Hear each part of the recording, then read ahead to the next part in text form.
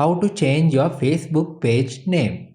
It's better to use Facebook normal application. Open your Facebook application and log into your admin account.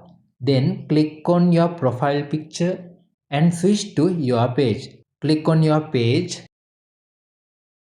and scroll down. Go to settings and privacy. Select settings. You can find page setup. Go to page setup. Go to name option. Then you can edit page name in here. Now you can type your new name in here. Then click on review change button. They display current page name and your new page name. After that you can click on submit for approval button.